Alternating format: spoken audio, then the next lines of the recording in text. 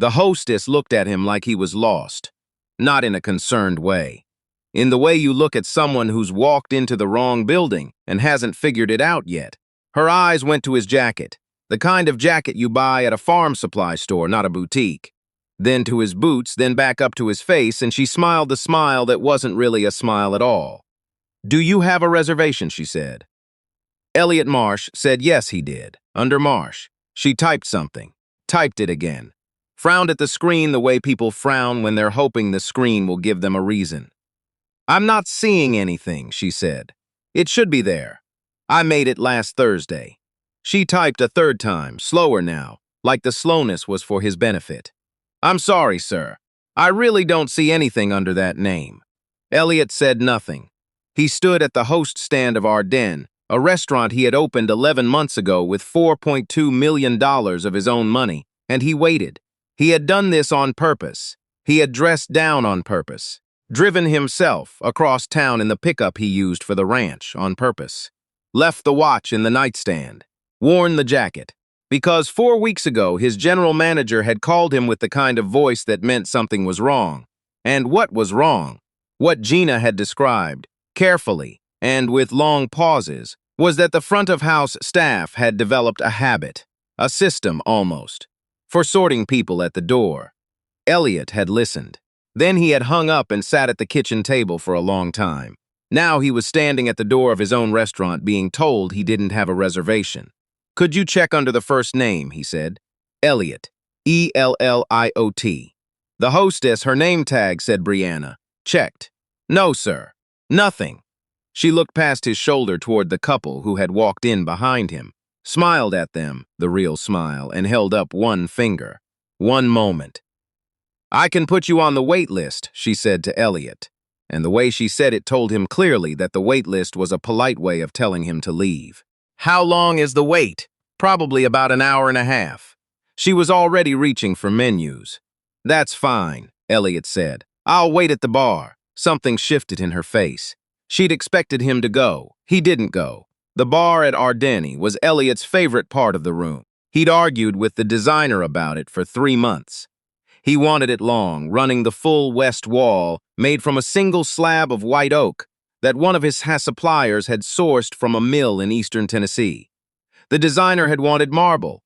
Elliot had won that argument, and he'd been right to win it. The oak had a warmth that marble never would have. People leaned into it. Couples touched each other more. That was a thing Elliot had noticed.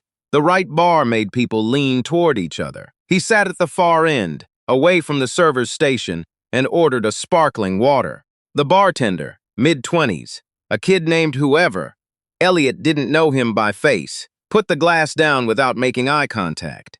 Not rude, just efficient in the way that people are efficient when they've pre-categorized someone as a bad tipper. Elliot was fine with that. He wasn't there to evaluate the bartender. He was there because of what Gina had told him. He sipped his water and watched. Ardenne was busy on a Thursday. The dining room held 82 covers, and tonight it looked close to full, which was good. That part was good. The food was coming out clean. The runners were moving well.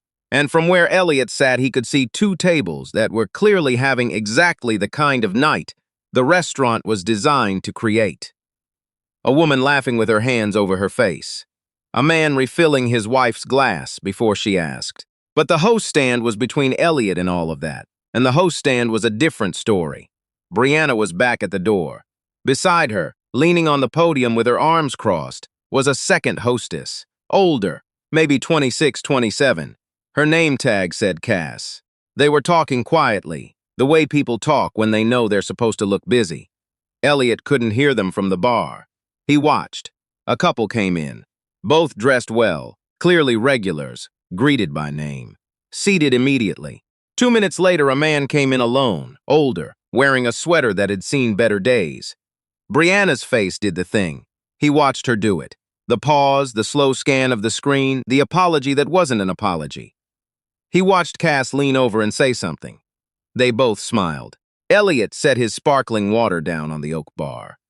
He thought about the day he'd opened this place. He'd been 41 years old, and he'd driven down from the ranch before sunrise to be here when the delivery trucks came. because he didn't trust anyone else to check the walk-in temperatures on day one. He'd stood in the kitchen in clothes that looked exactly like the ones he was wearing now, and directed traffic, and fixed a compressor relay with his own hands. And by the time the first guest walked in, he'd already been here for 11 hours. He thought about all of that, and he watched Cass lean over to Brianna again, and he decided he was going to sit here and let this finish playing out. He was on his second sparkling water when Cass walked over to grab something from behind the bar, a stack of reservation cards, rubber banded together.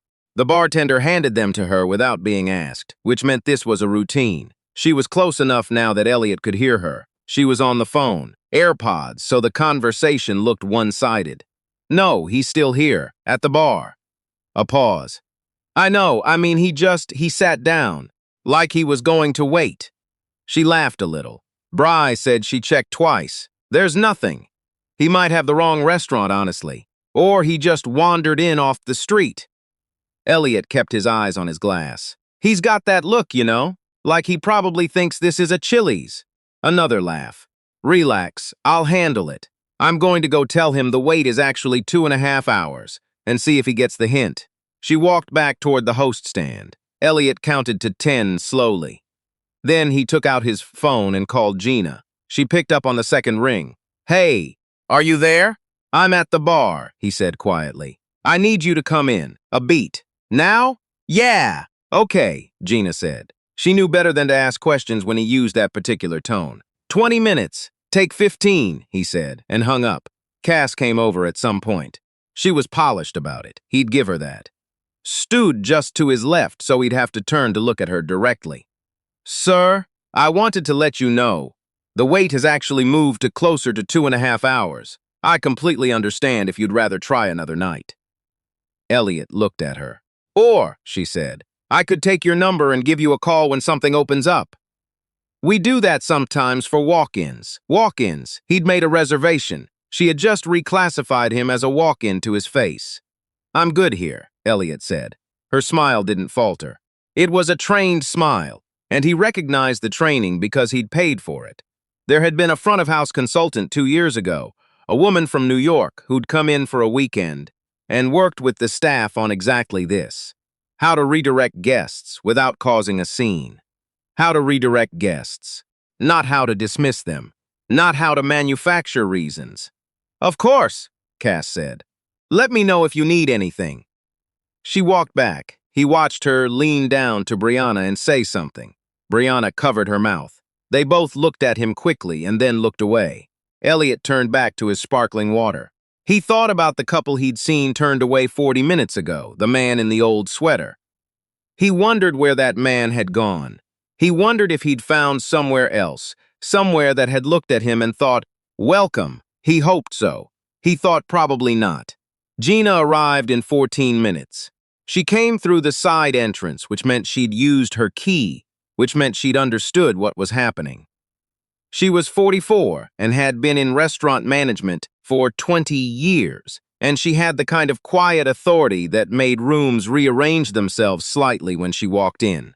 She came straight to the bar, sat down next to Elliot without making a production of it. How long, she said. About an hour. Same too. Brianna and Cass. Gina nodded. She had a small notebook, and she wrote down the time without looking at it the way she always did. The phone call was the part, Elliot said. She was close enough, she said. He stopped. He'd already told Gina enough. She didn't need a transcript. She said he might have wandered in off the street. Then she said she'd tell him the wait was 2.5 hours to get him to leave. Gina wrote that down too. Have there been complaints? Guests who said something? 2, Gina said. That I know of. One was a woman who came in alone. She said Brianna put her at the worst table in the room, and when she asked to move, Cass told her it wasn't possible. The table next to her was empty the whole night. Elliot was quiet. The second one was a man.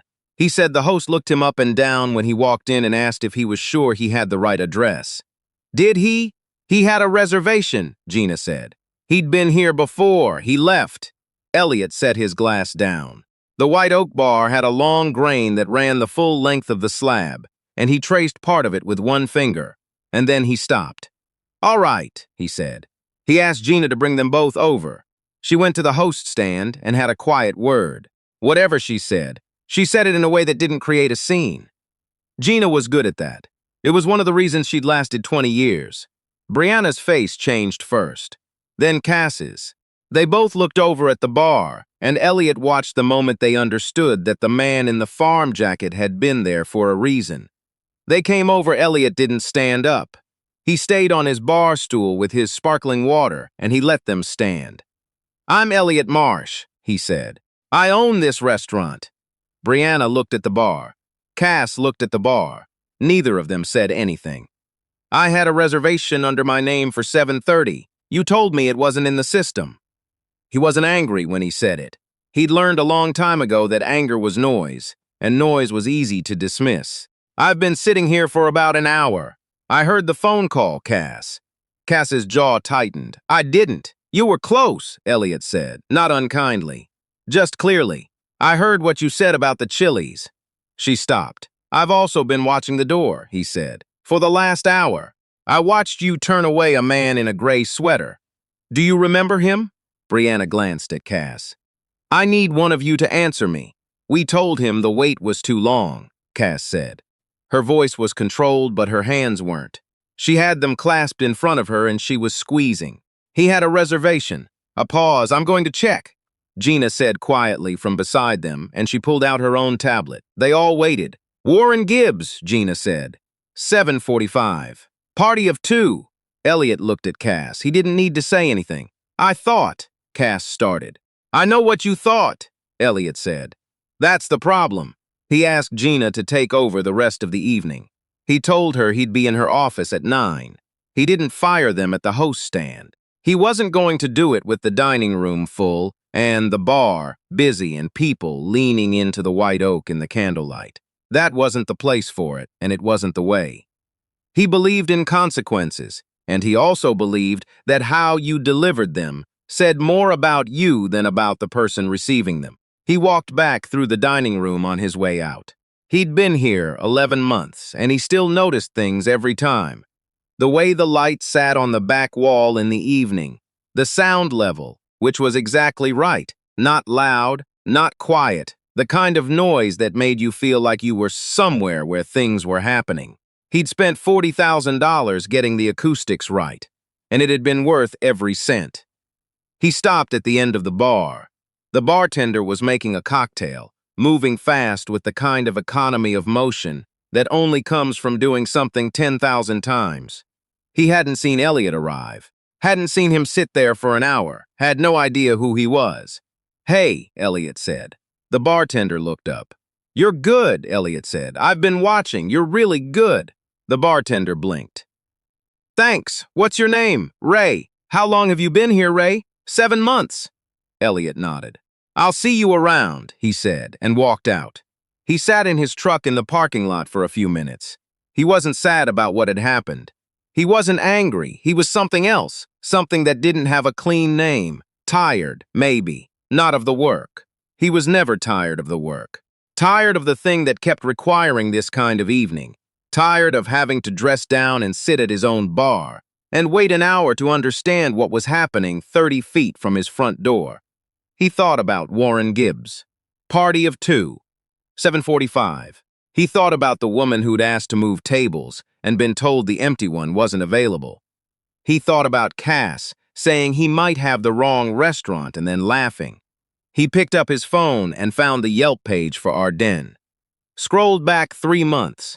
He'd looked at this before, but now he was looking with different eyes, reading the complaints that mentioned the host stand. The ones that said the food was incredible, but when we walked in, or I've been here before, and this time, or I don't know why, but I felt unwelcome from the moment I arrived. There were 7 of them. 7 reviews he had read and filed under front of house issues, needs attention and not followed up on the way he should have. He set the phone down. His general manager had called him 4 weeks ago. Before that, the reviews. Before that, almost certainly, the problem itself. The problem was always older than the evidence. He thought about that on the drive back. He thought about it most of the way home. Gina sent him a message at 9:47. Done. Both resigned before I could finish. Do you want me to call them tomorrow or just process the paperwork? He texted back. Paperwork is fine. Thank you, she sent back. Also, I called Warren Gibbs. Left a voicemail. Offered a full dinner for two on us any night. He stared at that for a moment. He hadn't asked her to do that. She'd just done it, because she was good. That was the right call, he wrote back. Thank you. Then he set the phone on the nightstand beside the watch he hadn't worn tonight. He was back at the restaurant the following Tuesday. Not undercover this time. He came through the front door in a different jacket, a better one. And Gina was waiting for him, along with the two new hosts she'd pulled from the pool of candidates they kept on file. People who'd applied and been interviewed and put on hold for exactly this kind of moment. He stood at the host stand with both of them for 20 minutes. He didn't give a speech. He didn't talk about company values or brand promise or the customer experience. He talked about the door. He said, the door is the whole thing.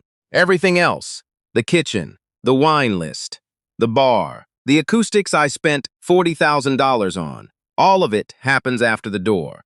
And the door is you. Every person who walks through it has already decided to be here. They've made a reservation, or they've taken a chance, or they've driven across town. They are already on your side. Your job, your entire job in this moment, is to make sure they stay there. One of the new hosts, a young woman named Asha, was writing things down. He noticed that. The other one, a man named Corey, was watching him with the kind of attention that said he understood the stakes. Elliot thought, these two will be fine.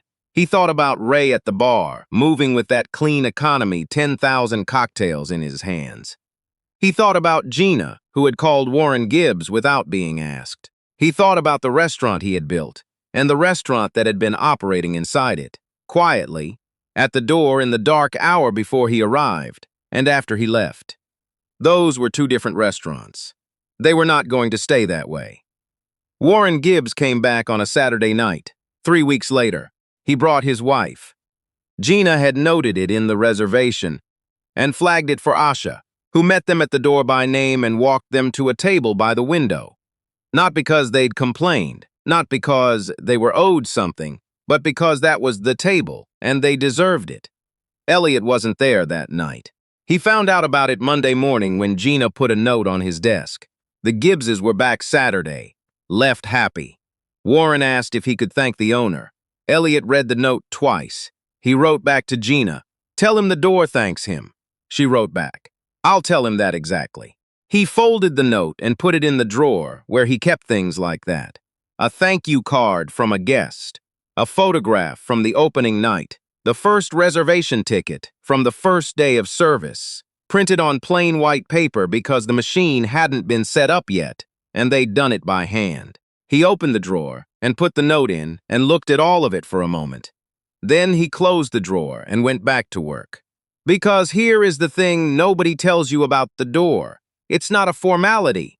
It's not a pleasantry. It's a decision that gets made in 4 seconds, before anyone has tasted anything, or seen anything, or heard the room. And that decision follows the guest to the table and into their food and into the story they tell afterward. The door is the whole thing. It always has been. And now, finally, his door knew that too.